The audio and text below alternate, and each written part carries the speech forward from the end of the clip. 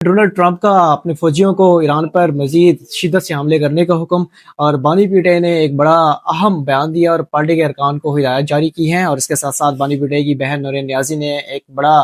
تصحیح میں اس بیان داغا ہے جس پر NCCA نے انہیں طلب کر لیا ہے، اور اس کے ساتھ ساتھ بہت سی اور بھی خبریں شامل کرتے ہیں اس ویڈیو میں، ہمارے ساتھ جڑیے رہیے۔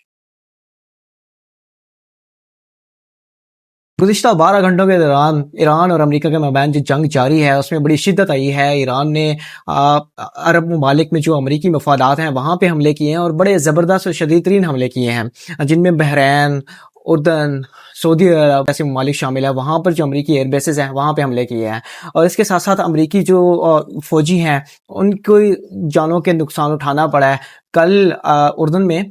جو ایران نے حملہ کیا ہے وہاں پر تقریباً 2 فوجی ہلاک ہوئے ہیں، 4 زخمی ہوئے ہیں، اور اب تک کی جو تشویشناک صورتحال ہے امریکی فوج کے لیے وہ یہ ہے کہ ابھی تک ایک فوجی لاپتہ ہے جس کا ابھی تک شاید کہ اندازہ نہیں ہے کہ وہ کہاں ہے۔ اور اس کے ساتھ ساتھ صدر ڈونلڈ ٹرمپ اپنی فوجیوں کی ہلاکت پر بکھلا اٹھے ہیں، اور انہوں نے سینٹکام کو ہدایت جاری کی ہے کہ ایران پر جہنم کے دروازے کھول دیے جائیں، اور ایران کے خلاف جو کارروائیاں ہیں ان میں مزید شدت لائی جائے۔ اور اس کے جواب میں ایران نے یہ کہا ہے کہ وہ اس کے لیے تیار ہیں، اور ایران نے ایک واضح طور پہ کہہ دیا ہے کہ اگر اس کے انفراسٹرکچر کو تباہ کیا گیا تو ایران عرب ممالک میں موجود انفراسٹرکچر کو اڑا کے رکھ دے گا۔ یہ آپس میں جو جنگ ہے عرب ورلڈ کی اور ایران کے ساتھ، اس کے جو چانسز ہیں، اس کے جو بادل ہیں وہ مزید گہرے ہوتے جا رہے ہیں، اور اس کو سمجھنا شاید کے لیے ایک ملٹی ڈائمینشنل ایک پرابلم ہے جس کو سمجھنا شاید کہ آسان نہیں ہے۔ اور اسرائیل جو اس سارے چیز کا ہینڈلر ہے وہ پیچھے سے بیٹھ کر جسٹ تماشا دیکھ رہا ہے اور اس کو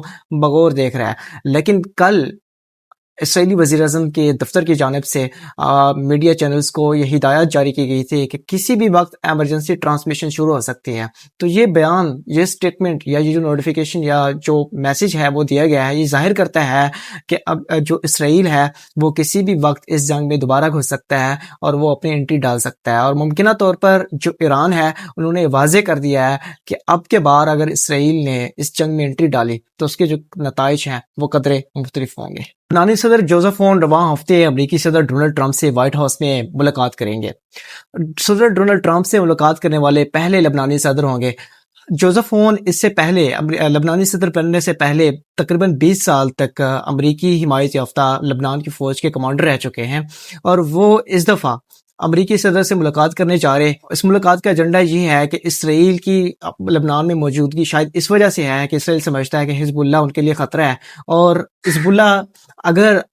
اس کو عسکری حوالے سے اور اس کے جو اسلحہ سازی ہے اس سے نہیں روکا جاتا تو اسرائیل کہتا ہے کہ وہ لبنان کے علاقے خالی نہیں کرے گا۔ لیکن امن مذاکرات کے لیے ایک طرف یہ شرط ہے کہ ایران یہ چاہتا ہے کہ اسرائیل لبنان سے انخلا کرے، اور دوسری طرف اسرائیل یہ چاہتا ہے کہ وہ لبنان میں موجود حزب اللہ کو ختم کرنا چاہتا ہے۔ تو یہ بڑی صورتحال آڑے ہاتھ ہوئی ہے، اور اس مسئلے کے ڈسکس کے لیے لبنانی صدر جوزف اون امریکی صدر ڈونلڈ ٹرمپ سے ملاقات کرنے کے لیے رواں ہفتے جائیں گے، اور شاید جوزف اون یہ سمجھتے ہیں کہ صدر ٹرمپ کے پاس اس چیز کا کوئی حل موجود ہے، لیکن صدر ٹرمپ کے پاس وہی حل ہے جو اسرائیل چاہتا ہے، اور شاید کہ اس ممکنہ طور پر اس مسئلے پر گفتگو ہو، اور اس کا جو کنکلوژن ہے وہ یہی نکلے کہ لبنانی جو فوج ہے وہ حزب اللہ کی جو عسکری کارروائیاں ہیں یا ان کے پاس اسلحہ ہے اس کو ختم کرے اور حزب اللہ کو ڈی ایمونش کرے۔ لیکن یہ کہاں تک پاسبل ہے؟ یہ پاسبل نہیں ہے، کیونکہ خطے میں جو ایران اس کا جو ہینڈلر ہے وہ اس حوالے سے مکمل سپورٹ کر رہا ہے، اور اس حوالے سے ابھی تک یہ ہوتا نظر نہیں آ رہا، بلکہ خطہ ایک مزید خلفشار حقیقت کی طرف بڑھے گا جس کو روکنا شاید کہ ناممکن ہو جائے گا۔ پاک فوج اور مارکہ حق کے بارے میں تصحیح امیز بیان دینے پر بانی پی ٹی اے کی بہن نورین نیازی کو NCCA نے کل ذاتی حیثیت میں طلب کر لیا ہے۔ NCCA نے آج ایک سمن دیا ہے اور اس میں یہ لکھا ہے کہ بانی پی ٹی اے کی بہن نورین نیازی اگر کل ذاتی حیثیت میں اسلام آباد میں پیش نہیں ہوتی تو ان کے پاس کوئی معقول جواب نہیں ہوگا، اور یہی تصور کیا جائے گا۔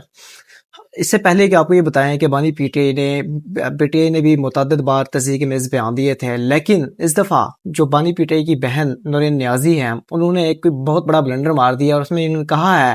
کہ مارکہ حق کے دوران پاک فوج اور مودی کا گٹھ جوڑ تھا، اور وہ ایک دوسرے کے ساتھ مل کر کام کر رہے تھے، اور اگر مودی چاہتا تو وہ ان کو 2 منٹ میں فکس کر دیتا، لیکن اس کے پیچھے اسرائیل تھا۔ اور جو ٹرمپ ان کی تعریفیں تھکتا نہیں، اس کی بنیادی وجہ یہی ہے کہ وہ اسرائیل کو پاکستان سے تسلیم کروانا چاہتا ہے۔ آزاد کشمیر میں انتخابات قریب ہیں اور انتخابی سرگرمیاں عروج پر ہیں۔ انتخابات میں حصہ نہ لینے کی بجائے بلکہ پاکستان تحریک انصاف نے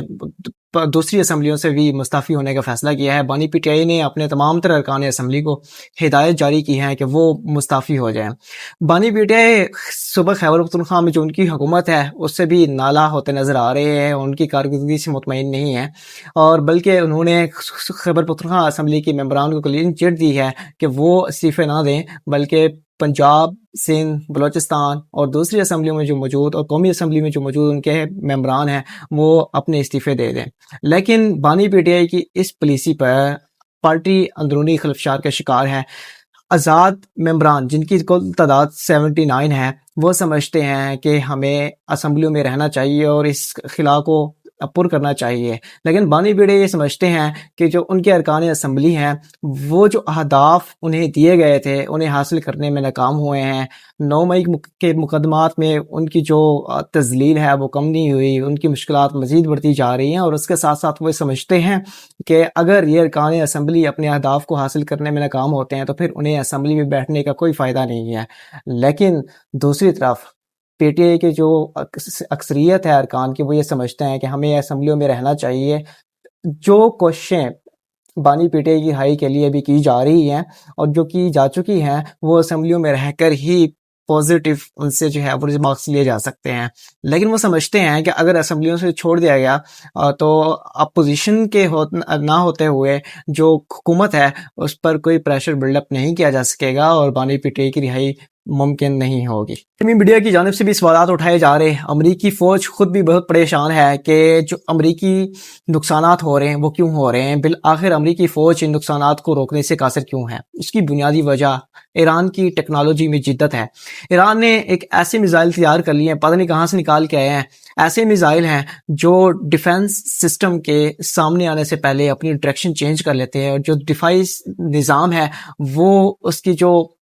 موشن ہے اس کو ڈیٹیکٹ کرنے سے قاصر رہتا ہے، اور اس وجہ سے وہ ممکنہ طور پر جہاں انہوں نے ہٹ کرنا ہوتا ہے وہاں پہ لگتے ہیں، اور یہی وجہ ہے کہ عرب ممالک میں موجود جو امریکی ایئر بیسز ہیں ان کو بڑی شدت کے ساتھ نشانہ بنایا گیا ہے، اور ایران کو اس معاملے میں بڑی کامیابی حاصل ہوئی ہے۔ اور اس صورتحال سے بچنے کے لیے امریکہ نے بڑے جدید دفاعی نظام کو امریکہ سے مشرق وسطیٰ میں منتقل کرنے کا فیصلہ کیا ہے، اور وہ بہت جلد کیے جا رہے ہیں، لیکن دیکھا یہ جاتا ہے کہ کیا ایران دوبارہ ان سسٹمز کو بھی نکارا کرتا ہے یا نہیں، یہ ایک سوالیہ نشان ہے۔ مشرق وسطیٰ میں جنگ کے باعث نئے اتحاد سامنے آ رہے ہیں، پاکستان کا سعودی عرب کے ساتھ اتحاد، اور کل ہی ایک خبر بریک ہوئی تھی کہ پاکستان شاید کویت کے ساتھ اپنا ایک فوجی اتحاد کرے، اور اس کے ساتھ ساتھ ترکی بھی پاکستان کے ساتھ اتحاد کرنے کا خواہاں ہے، لیکن یہ تو مسلم ورلڈ کا اتحاد ہے۔ لیکن ایک بڑی خبر سامنے آئی ہے، اسرائیلی وزیر اعظم نیتن یاہو نے ایک بیان داغا ہے، اور انہوں نے کہا ہے کہ اسرائیل بہت جلد امریکہ کے ساتھ ایک دفاعی معاہدہ کرنے جا رہا ہے، اور وہ جو معاہدہ ہے وہ بہت جلد ہوگا۔ وہ کہتے ہیں کہ اس سے پہلے جو اسرائیل کے امریکہ کے ساتھ تعلقات تھے وہ صرف امداد تک محدود تھے، لیکن ہم امداد پہ نہیں بلکہ لانگ ٹرم اور بہت جلد ایک پارٹنرشپ میں بدلنا چاہتے ہیں، جس کے ساتھ امریکہ کے ساتھ جو اسرائیل کے دفاعی اور دوسرے معاملات ہیں وہ پارٹنرشپ کے تحت ہوں گے اور کوآرڈینیشن بڑھے گی۔ لیکن اس چیز کو کیسے دیکھا جا رہا ہے، ایران اور اسرائیل امریکہ کی جو کرنٹلی جو محاذ چل رہا ہے اس کے حوالے سے ابھی تک امریکہ نے کوئی بیان نہیں دیا، لیکن اوورال دیکھا جائے تو شاید کہ اس پارٹنرشپ کو ایکسکلوڈ نہ کیا جائے، تو اس سے پہلے بھی اس کو کنسیڈر کیا جا چکا ہے۔